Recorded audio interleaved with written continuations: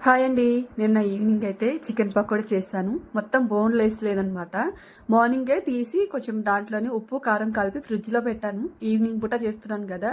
మంచిగా అది మ్యాగ్నెట్ అయిపోయిందనమాట. దాంట్లోనే 2 స్పూన్ల శనగపిండి, 2 స్పూన్ల బియ్యపిండి వేసుకున్న తర్వాత అందులోనే కొంచెం ధనియాల పొడి, పసుపు, అల్లం వెల్లుల్లి పేస్ట్, కొంచెం గరం మసాలా వేసుకొని ఆయిల్ బాగా హీట్ అయిన తర్వాత చిన్న చిన్నగా వేసుకున్నాను. నిజంగా చెప్తున్నా టేస్ట్ అయితే చాలా బాగా వచ్చాయన్నమాట.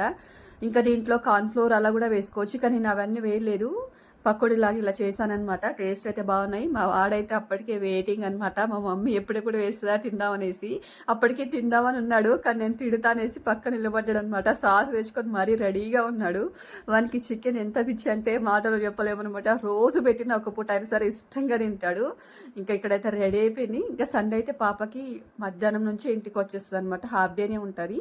తినేటప్పుడు కూడా వీళ్ళ గొడవ అయితే ఉంటదనమాట. నువ్వు ముందు నేను ముందు అనేసి.